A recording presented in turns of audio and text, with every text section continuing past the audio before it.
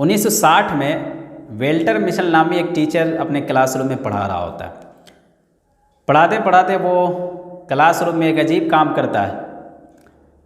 अपने साथ एक चॉकलेट का पैकेट लेके आता है और क्लासरूम में जितने बच्चे होते हैं सारों को एक एक चॉकलेट दे देता है और कहता ये है कि जो बच्चे इस चॉकलेट को 10 मिनट तक नहीं खाएंगे उसे एक चॉकलेट और दिया जाएगा। और ये कह के वो क्लासरूम से बाहर चला जाता है और सब बच्चों पे नज़र रखता है। वो बच्चा उस वक्त 13, 14, 15 साल के ऐसे होते हैं। जैसे ही 10 मिनट कंप्लीट हुआ वो टीचर क्लासरूम में आता है और सारे बच्चों का डेटा लेता है। उनमें से बहुत सारे ऐसे बच्चे थे जो टीचर के बाहर जाते ही चॉकलेट का रैपर खोले और चॉकलेट को खा लिए थे। बहुत सारे बच्चे ऐसे भी थे जो 2 मिनट, 4 मिनट, 5 मिनट तक वेट किए थे तब चॉकलेट को खाए थे। लेकिन उस क्लास में कुछ बच्चे ऐसे भी थे जो उस चॉकलेट को हाथ तक भी नहीं लगाया और अपने काम को करते रहे। वो टीचर सारे बच्चों का डेटा लेता है और फिर से पढ़ाना शुरू कर देता है। फिर 1990 में वो टीचर उन सारे बच्चों को ट्रैक करता है जिस पे 1960 में वो एक्सपेरिमेंट किया था। अब वो बच्चे 40 के, 42 के, 45 के हो गए थे।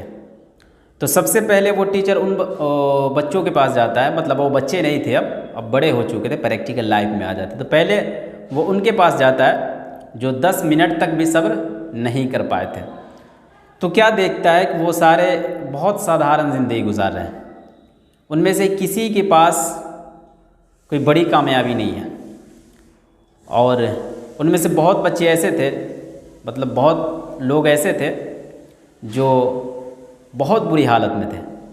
मतलब कोई डिप्रेस्ड था, कोई नशा का आदी हो चुका था, कोई जेलों में था और उन लोगों का समाज में भी कोई इज़्ज़त नहीं थी।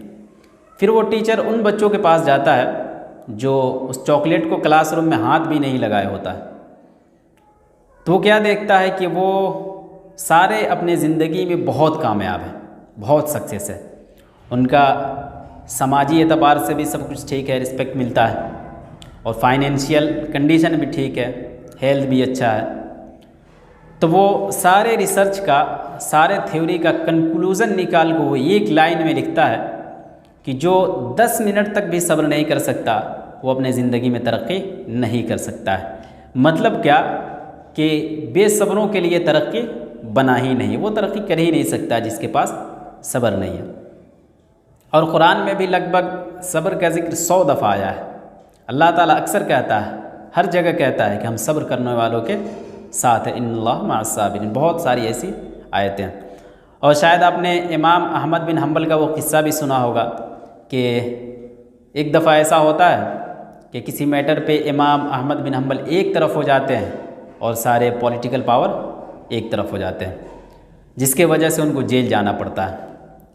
और जेल में उनके साथ ऐसा सलूक होता है, ऐसा रवैया होता है कि 300 कोड़े उनको डेली लगाए जाते थे। 100 कोड़े सुबह में, 100 कोड़े दोपहर में, 100 कोड़े शाम में। वो बताते थे कि जब हमें जेल में उठाया जाता तो मुझे लगता कि अब कोड़े खाने का टाइम हो गया, चलो कोड़े खाते हैं। तो इतना जुल्म होने के बावजूद भी उन्होंने सब्र का दामन नहीं छोड़ा, अल्लाह पे यकीन बनाए रखा। और आप सभी जानते हैं कि अल्लाह ताला ने इमाम अहमद बिन हम्बल से इस दुनिया में कितना बड़ा काम लिया। तो एक बात याद रखिएगा, बहुत बड़ी कामयाबी के लिए बहुत ज़्यादा सब्र की ज़रूरत पड़ती है और हमारे अंदर यही कमी होती है। हम कोई चीज़ आज शुरू करते हैं और कल ही कामयाब हो जाना चाहते हैं, कल ही हमको कामयाबी चाहिए होती है, लेकिन ऐसा नहीं होता है। तो गुजारिश ये है कि अगरचे आपने कोई बड़ा प्लान कर लिया है, कोई बड़े ख्वाब देख लिए, तो उसके साथ एक चीज़ और जोड़ लें और वो है सब्र।